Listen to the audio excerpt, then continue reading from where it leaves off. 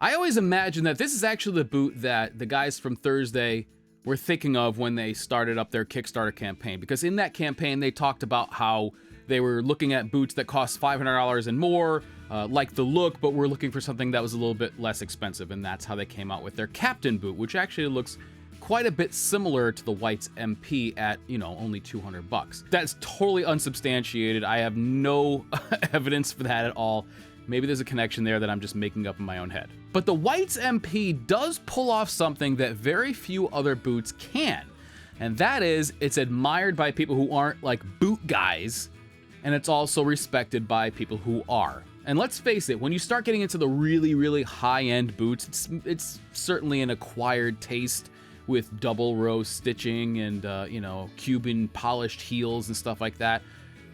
A lot of people think that looks really odd. The White's MP, on the other hand, it just maintains classic, sleek styling, which is accepted by snobs and newbies alike.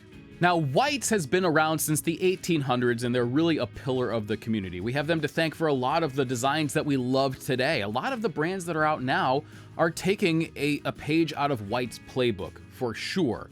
And being the first people to do something is pretty damn respectable, I think. Now, not too long ago, I did a video where I cut apart a pair of White's MP boots and compared them with the NYX Americana, and I got some feedback on that. Some people said that a more appropriate comparison might have been with the White's Cutter boots, the 350 Cutters, because they're more of a workwear boot. Look, we could debate all day what's a better comparison or whatever. It was really just an exercise to show some of the differences in these two different boot brands, and I stand by my conclusions. The Whites are a little bit better, easier to wear casually, softer, less robust construction. If you want something that's built like a work boot but casual, go with the NYX. That's still my conclusion. Now, regardless of that, I actually have two pairs of White's MP boots. The one that I cut apart in that, which was a cinnamon waxed flesh, and the pair that I'm showing you here. Now, this is a Chrome Excel number 8 burgundy color, which I really, really like, especially on this type of boot, which is a more dressy silhouette. I think it looks better. But the interesting thing is that now I have a pair that's cut apart and a pair that's together, so I very rarely get that kind of perspective into a boot. And to be honest with you, cutting those apart didn't feel good. It made for fun, watching and stuff, but it felt very wasteful, and I don't think it's something that I'm going to do too much in the future unless the boot absolutely deserves it. In the case of the indestructible boots, they deserve to just be thrown away, or if it's something that really needs some deep investigating. I don't think you're really going to see me cut apart too much more on this channel, though. Now, the MP is made on the Berry Last and is reminiscent of a dress boot in the best ways. It's among the most handsome boots I own and probably spans the world of office and field better than any other. Although I certainly wouldn't use these as work boots. I'm sure somebody out there has, and they'll be more than happy to tell me all about it in the comments, but for a real work boot, White's has plenty of better options. Comfort isn't something I talk too much about because it's so different for everyone, but I found these to be comfortable right from the start. The sleeker build quality is probably to thank for that, and while my NYX Americanas took a few days to soften up, the MP broke in very easily.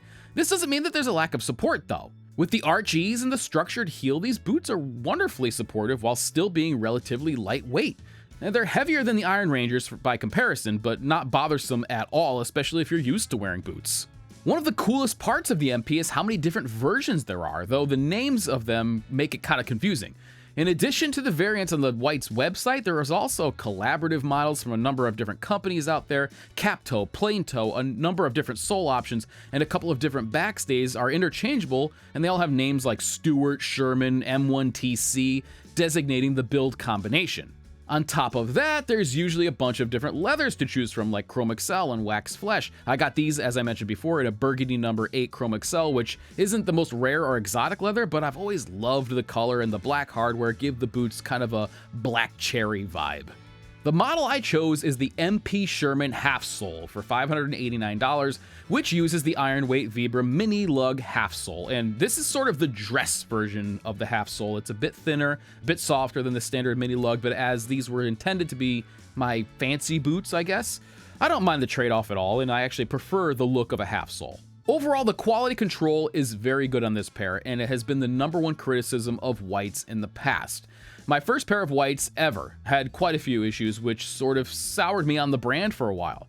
A quick internet search will yield inconsistent stitch density, weird lines, and the like, but this pair and my smoke jumpers are very well done, and aside from a few flaws which you really need a magnifying glass to see, they're more than acceptable for their price. The tongue is gusseted, but not all the way to the top, which may or may not be a deal breaker for you since these aren't really work boots. It's more of a nice to have kind of thing, but this is a trade-off for comfort, I think. And I never really noticed the tongue while wearing these, and that's a good thing. I also found out through my deconstruction that the 4 rows of stitching on the cap toe, only one pair is actually functional while the other one's decorative, and it doesn't go through to the lower. Now, what actual effect this has on the longevity of the boots is up for debate.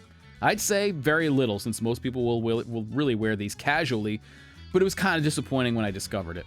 On top of all that stuff, you get hand-sewn, stitched-down construction, which is part of the reason these boots are nearly $600. Machine stitching is available on some other models for less, but if you want a traditional boot, and I'd argue an overall tighter feel, then hand-sewn is the way to go.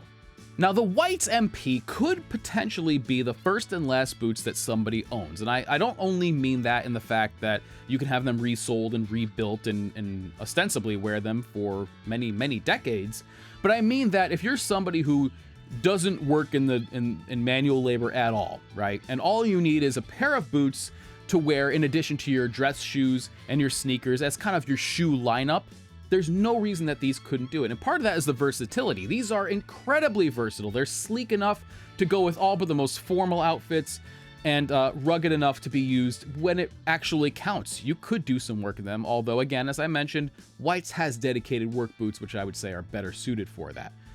These, though, really do things that few other boots can. And if somebody were to ask me, look, I have a decent amount of money, I want to spend it on a good pair of boots, but I'm only going to have one pair, the Whites would definitely be on my short list for that.